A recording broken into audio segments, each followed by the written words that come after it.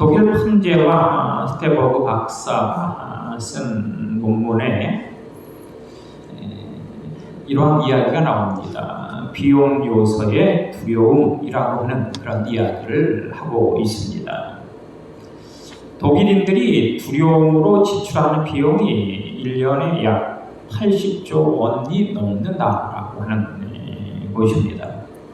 두려움을 잊기 위해서 마신 술 30조 원, 수면제 등 약품을 사용한 비용 15조 원, 불안으로 인한 능률 저하 20조 원, 두려움으로 생긴 병으로 치료하는 그 치료액 8조 원 정도라고 그렇게 연구 결과를 발표했습니다.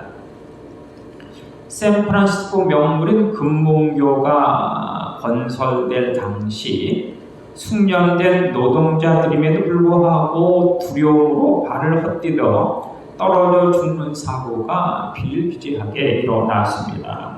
그래서 정부는 고민 끝에 낙상 사고 예방을 위해 큰 자금을 들여 다리 밑에다가 그물을 설치했습니다. 그러자 그 이후 떨어지는 이가 한 사람도 없었다고 하는 것입니다.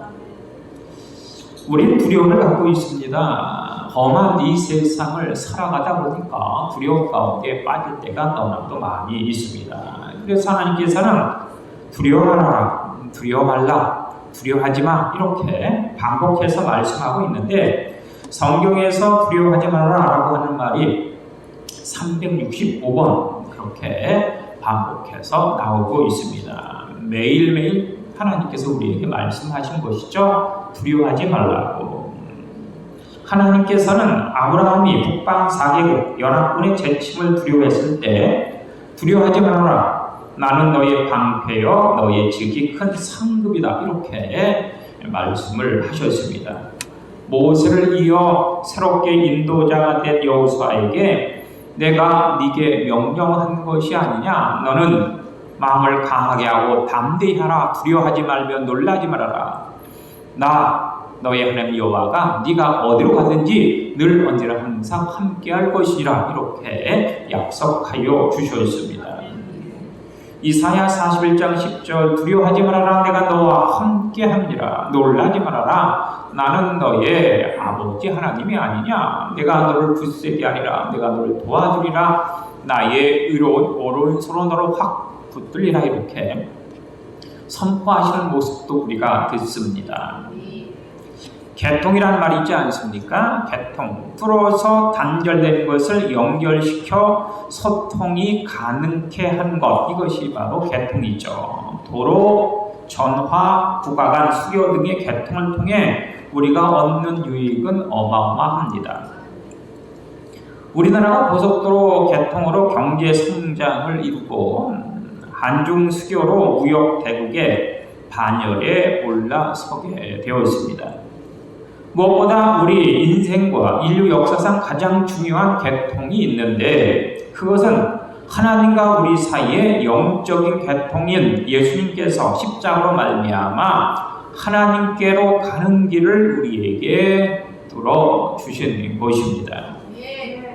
태초에 하나님께서 인간을 창조하실 때 생명을 부여하시고 축복을 주셨습니다. 그런데 인간의 죄로 말미암아 하나님과의 그 관계가 그 소통이 단절되고 말았습니다.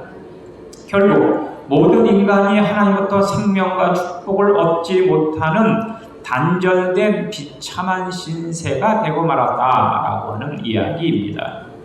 그래서 인생에서 가장 중요한 문제가 있다면 그것은 바로 하나님과 막힌 것을 뚫고 올바른 관계를 회복하는 것입니다. 그것이 바로 영적인 개통이고 그것을 성경은 구원이다 이렇게 말씀하시는 것을 우리가 알게 됩니다.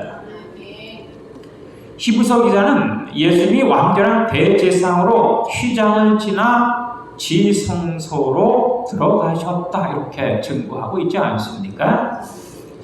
그러므로 이제 이 십자가 대속을 믿는 사람이라면 누구든지 휘장을 지나 지성소로 들어가서 하나님을 만날 수 있습니다.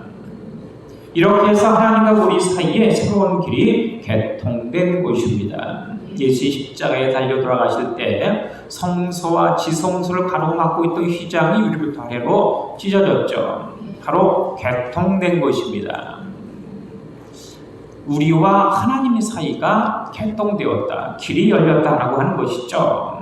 히브리서 10장 20절 그것을 우리에게 확실히 증거합니다. 그 길은 우리를 위해 휘장 가운데 열어놓으신 새로운 길이고 휘장은 곧 그의 육체다. 휘장이 찢어진 것이 아니라 그의 육체가 산산이 그렇게 찢겨진 것이다 라는 것입니다. 그 길은 오직 하나죠. 그런데 이 한 길은 삼중 의미를 지닌 삼차로입니다. 예수 그리스도의 육체의 그 길, 그 휘장된 그 육체, 예수님의 그 육체, 그것이 하나님과 우리를 연결하는 유일한 길인데 그 길은 삼차로다라고 하는 뜻이죠. 첫째, 1차로는 영생의 길입니다. 모든 인간은 죄로 인해 영원히 죽을 수밖에 없습니다. 그러나 십자가 대속을 믿으면 죄사함을 받고 영생을 얻게 됩니다. 이 길이 바로 예수님께서 십자가의 피로 여신 영생의 길이다. 비행기가 항로를 통해 목적지까지 가듯이 우린 이 1차로 영생의 길을 통해 하나님의 나라 천국에 이룰 수 있습니다. 둘째 2차로는 은혜의 길입니다. 사람은 하나님의 은혜 없인 한순간도 살 수 없습니다. 불신자들은 그 은혜를 받고도 모른 채 그렇게 살아가지만 우리 믿는 자들은 그 은혜를 알고 있기 때문에 늘 언제나 항상 감사하고 찬양을 합니다. 또한 하나님께 간구함으로 더 풍성한 은혜를 받아 누릴 수 있습니다. 십자가 개통으로 하나님 보좌 앞에 나가는 길이 뻥 뚫렸기 때문이죠. 세 번째 3차로의 길은 영광의 길입니다.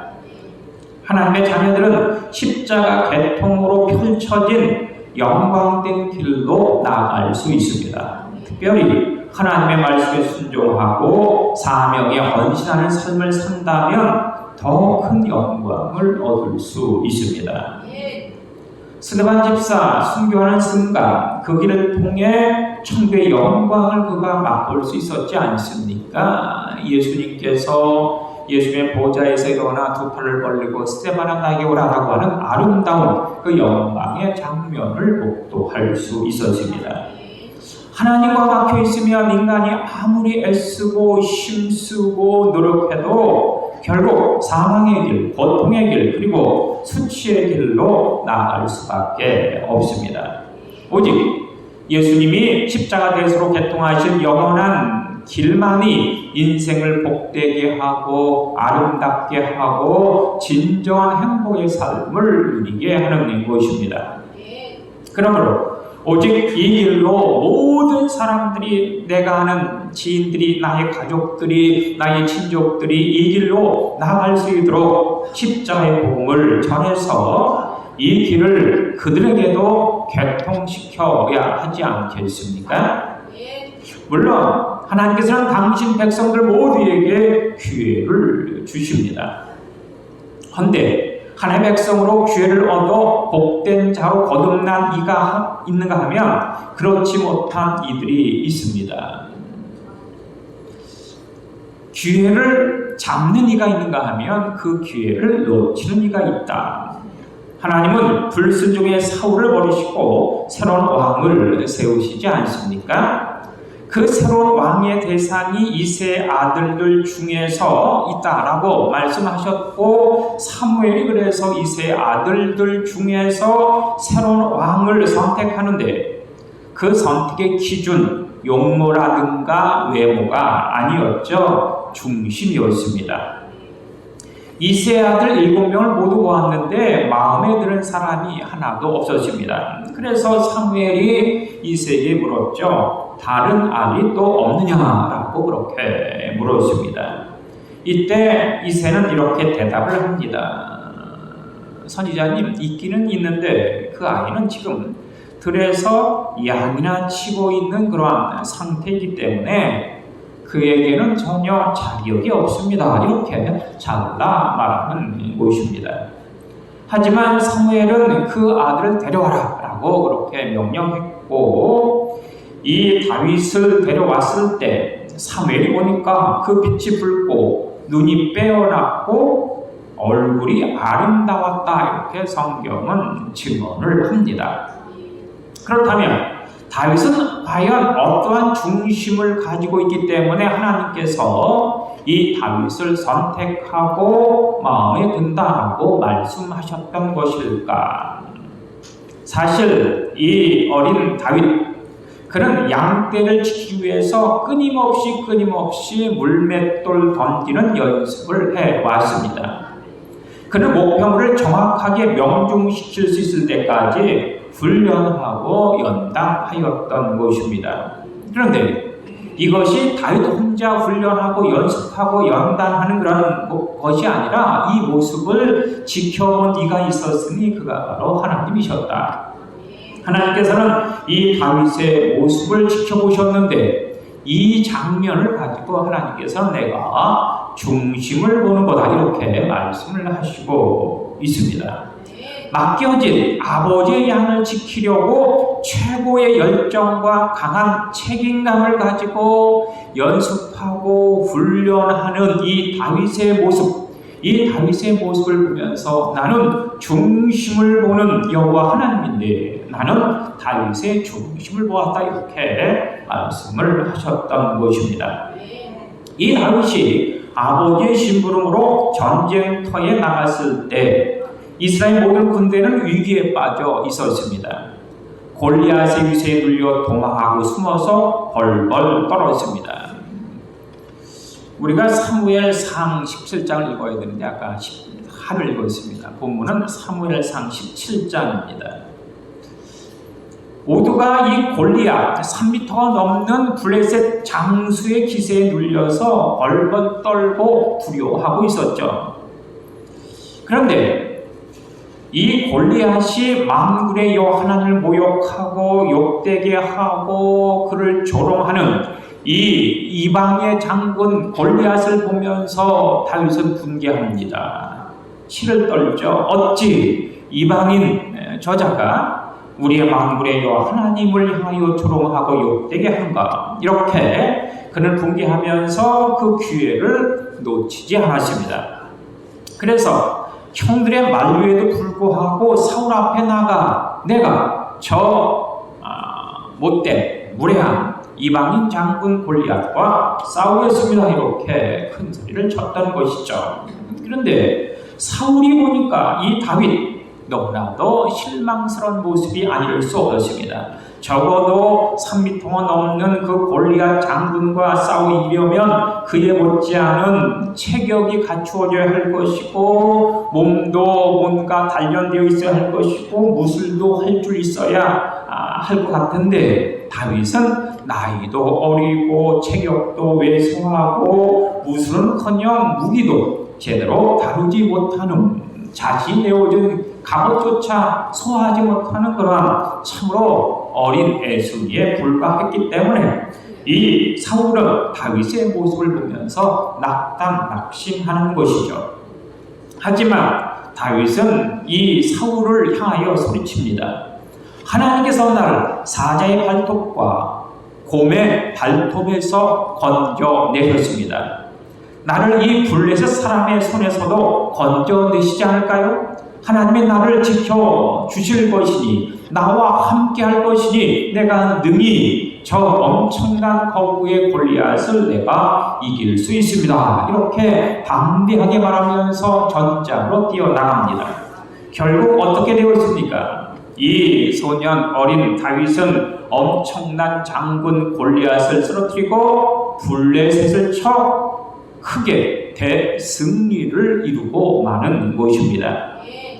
그런데 이 모든 것이 갑자기 어쩌다 이루어진 것이 아니다라고 하는 것이 바로 중심입니다. 하나님은 삶의 과정 속에서 이미 그로 하여금 준비하게 하셨고 예비하게 하셨고 훈련하게 하셨고 연습하게 하셨던 것 아니겠습니까? 다윗은 주어진 환경 속에서 살아가고 살아남기 위해 필요한 것들을 하나하나 평상시에 준비하고 있었는데 그것이 하나님이 쓰시기에 안성맞춤에 합당한 그릇이 되었던 것입니다. 다윗이 골리앗을 향하여 물맷돌을 날려 그의 미간을 맞춰 그를 쓰러뜨린 것 결코 우연이라든가 어쩌다 있었던 것이 아니라 평상시 다윗의 훈련과 연습 연단의 결과물이었다라고 하는 것입니다. 또한 다윗이 잘하는 또한 한 것이 있었는데 그것은 바로 악기를 다루는 것. 그는 수금을 잘 탔다라고 성경은 말씀하고 있습니다. 이 다윗 음악성만 있었던 것이 아니라 그 음악으로 병을 고치는 음악 치료사였다라고 하는 것입니다. 그래서 사울이 번뇌할 때마다 다윗은 수금을 탔고 그 수금을 듣는 그 수금소리를 듣는 사울에게서 악령이 떠나가게 하는 능력도 발휘하는 것입니다. 기회라고 하는 것, 찬스라고 하는 것은 어느 날 아무 연고 없이 뚝 떨어지는 것이 아닙니다. 자신에게 맡겨진 일을 평상시에 최선을 다해 감당할 때 바로 기회와 찬스는 찾아오게 되어져 있습니다. 그러한 이에게 하나님께서는 놀라운 기회와 찬스를 허락해 주셔서 지혜와 명철과 힘과 능력으로 그것을 모두 감당하게 하여 주시죠. 하나님을 감동시킬 만한 모습으로 준비하고 얘기할 때 하나님은 그를 통하여 크고 놀라운 일을 마침내 이루어 주셔서 최후의 승리자로 삼아 주십니다. 사막을 건너는 6가지 방법이라고 하는 책이 있습니다.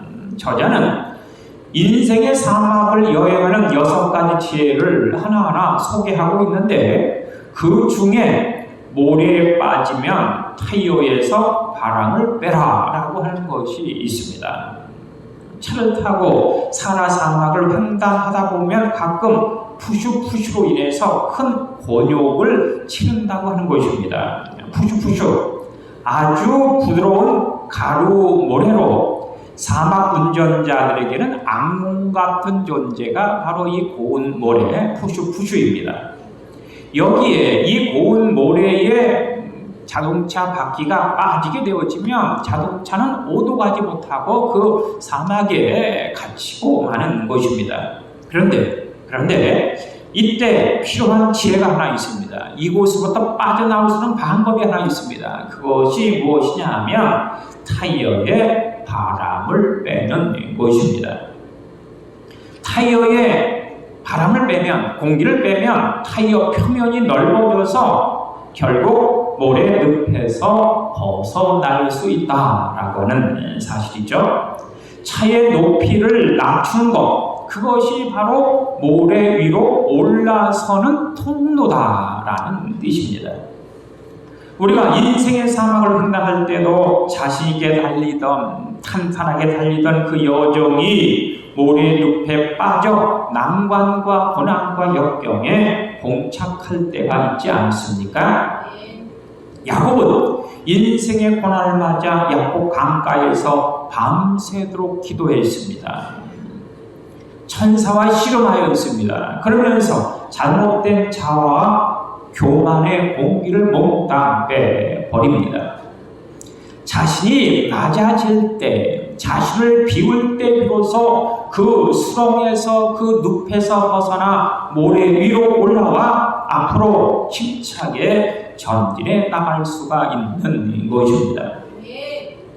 아스팔트 위를 신나게 달리던 우리 인생, 사막 한가운데 푸슈푸슈에 빠진 자처럼 멈춰버린다면 엔진은 살아서 요란한 소리를 내지만 더 이상 전진하지 못한다면 이때 과연 우리는 어떻게 해야 할까요?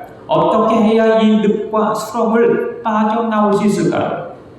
헛된 욕심에 갇혀 가속 페달을, 악셀을 계속 밟으면 차는 더 깊이 묻히고 맙니다. 빠져들고 맙니다.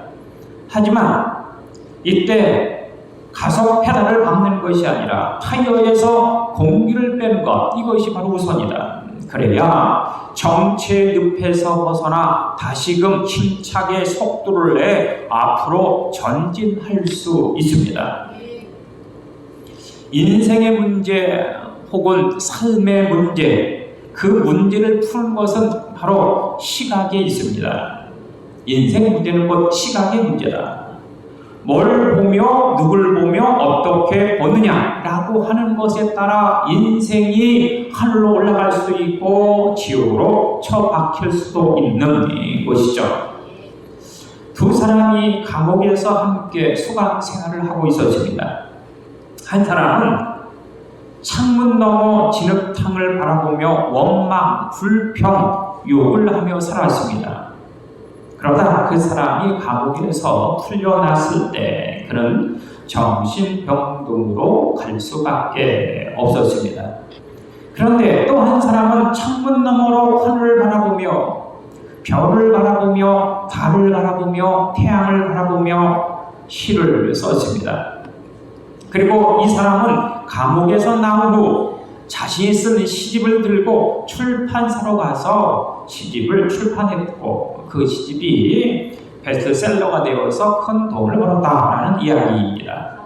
물론 누군가가 만들어낸, 지어낸 그러한 어떤 스토리이긴 하지만 시각이라고 하는 것이 얼마나 중요한가라는 것을 우리에게 알려주는 에피소드가 아닐 수 없습니다. 사실 감옥과 수도원의 차이는 다른 곳에 있는 것이 아니라 바로 감사에 있기 때문입니다.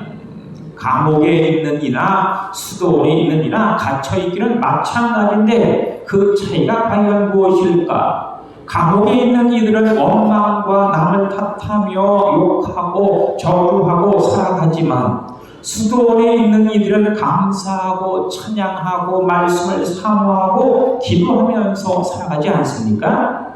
감옥이나 수도원이나 갇혀있기는 매일밤이지만 수도원에 있는 이들은 늘 하나님을 바라보면서 감사, 찬양, 예배, 기도, 말씀의 생활을 하다 보니까 수많은 영혼들을 끌어안고 그렇게 그를 위해서 중보기도며 하며 살아가다 보니까 그는 늘 언제나 항상 천국을 누리고 있고 많은 이들에게 아름다운 이야기를 할 수 있고 진정하고 잃어버린 애들 협하는 역사가 나타난다라고 하는 것 아주 중요한 키포인트죠.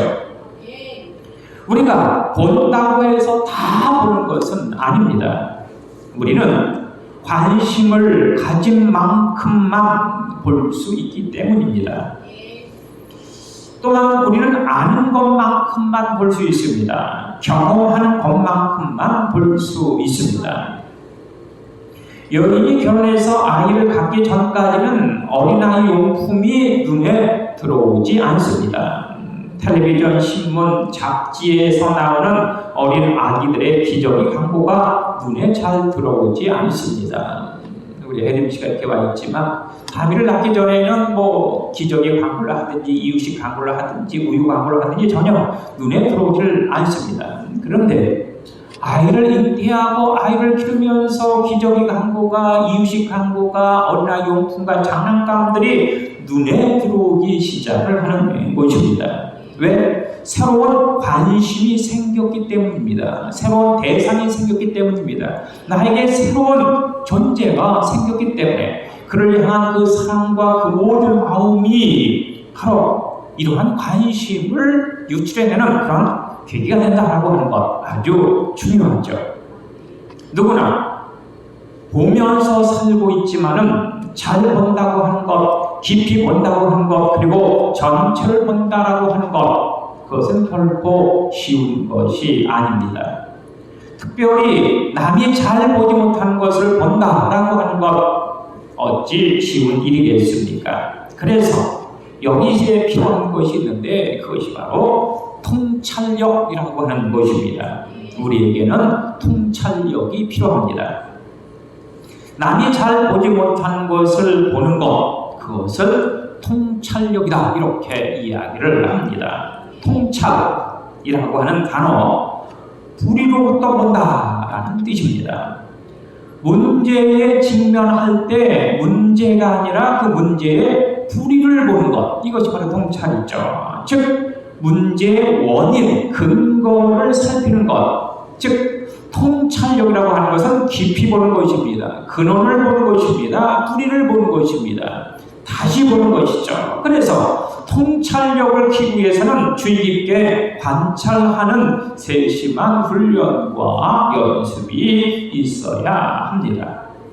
깊이 보고 전체를 보고 넓게 보고 할 수 있는 그런 안목, 그것을 키우는 훈련과 그 과정이 반드시 필요하다. 사업가는 남들보다 잘 보는 것이 있어야 합니다. 남들 본 것만큼만 보게 되어지면 사업을 잘 할 수 없습니다. 보는 힘이 깊어야 통찰력이 깊어지고 그 통찰력을 가지고 사업을 대할 때 그 사업을 성공시킬 수 있는 것입니다. 그런데 이 통찰력을 얻기 위해서 해야 하는 한 가지 어떤 방법이 있습니다. 통찰력을 얻기 위해서는 조금 떨어져서 바라보는 것, 이것이 필요하죠. 바싹 붙어서 바라보는 것이 아니라 좀 떨어져서 좀 간격을 두고 한두 발 물러서서 바라보는 훈련, 그 과정, 그 연습이 전제가 되어져야 합니다. 우리가 숲을 보려면 어떻게 해야 합니까? 숲 속에 들어가서는 숲을 볼 수 없습니다. 숲 밖으로 나와야 전체적인 숲을 볼 수 있지 않겠습니까? 즉 숲에서 한 걸음 물러나는 지혜가 있어야 숲을 감상할 수 있고 숲의 아름다움을 이야기할 수 있고 숲의 그 어떤 그 신비한 모습을 묘사할 수 있는 것입니다. 실패라고 하는 것이 무엇입니까? 당장의 이익에 집착하다가 큰 것을 잃는 것, 이것이 바로 실패죠. 당장의 이익에 집착하다가 전체적인 것을 상실하는 경험, 그것이 바로 실패입니다. 그 경험을 잘 살려야 비로소 실패는 성공의 어머니가 됩니다. 전체를 보면 당장의 이익에 집착하지 않고 초연하게 일을 할 수가 있고 발전, 성장 혹은 성숙의 모습을 우리가 완성하게 되죠. 조금 떨어지면, 조금 물러나면 전체가 보이고 시대적인 흐름을 읽을 수 있습니다. 시대적 흐름을 읽을 때 변화를 감지하게 되고 변화를 시도할 수 있습니다. 변화해야 할 때 변화해야 살아남는 것 아니겠습니까? 그래서 피터 드럭화라고 하는 사람, 10분 후와 10년 후를 함께 보는 통찰력을 길러라, 이렇게 우리에게 당부하고 있습니다. 10분 후와 10년 후를 함께 보는 통찰력을 길러라. 시작. 10분 후와 10년 후를 함께 보는 통찰력을 길러라. 예, 10분 후와 10년 후를 함께 보는 통찰력을 길러라, 이렇게 당부하고 있습니다. 세상은 멀리 보는 이들에 의해서 만들어지기 때문입니다. 이처럼 통찰력이 중요한 까닭은 통찰력을 통해서 소통할 수 있기 때문이죠. 통찰이란 사물이나 현상만을 보는 것이 아닙니다. 사람들의 마음을 보고 이해하는데 그 마음을 이해할 때 공감력이 탁월해지고 공감할 때 비로소 소통할 수 있습니다. 공감과 소통, 그 자리가 기쁨의 자리, 은혜의 자리, 행복의 자리 아니겠습니까? 아픈 것은 통하지 않기 때문이고 아프지 않은 것은 통하기 때문이다 라는 말이 있는데, 이 말은 바로 동의보감에 나오는 말입니다. 소통을 위해서는 관찰을, 경청을 잘해야죠. 즉 보는 것과 듣는 것 함께하는 친구입니다. 또한 보는 것과 듣는 건 열림인데 열림이 있어야 보게 되고 열림이 있어야 바로 들을 수 있지 않겠습니까? 무엇보다도 탁월한 통찰은 성령의 빛이 임할 때 가능합니다. 그런 까닭에 우리 성령의 도우심 위에 기도하지 않을 수 없습니다. 기도할 때 하나님은 성령을 통해서 빛을 비춰주시는데 그 빛이 비치면 비로소 눈이 열려 탁월한 통찰력을 얻을 수 있어 서로 공감하게 되고 소통하는 그런 길이 뚫리는 것입니다. 삶의 여정에서 인생길이 늘 신장로 아스팔트 대로일 수는 없지 않습니까? 사막의 모래나 진창늪에 빠질 때가 있습니다. 그럴 때 우리가 통찰력을 갖고 하는 대처법이 있어야 하는 것이고 바로 그 대처법, 그것이 바로 공기를 빼는 지혜와 결단이죠. 행동입니다.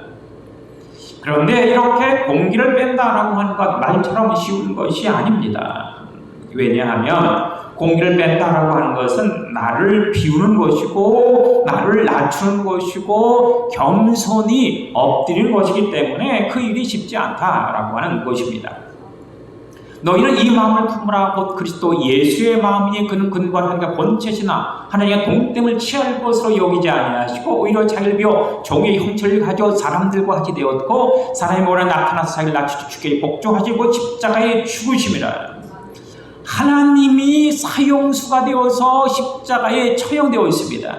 거기까지 낮아지는 모습, 그것이 바로 공기를 빼는 것이죠.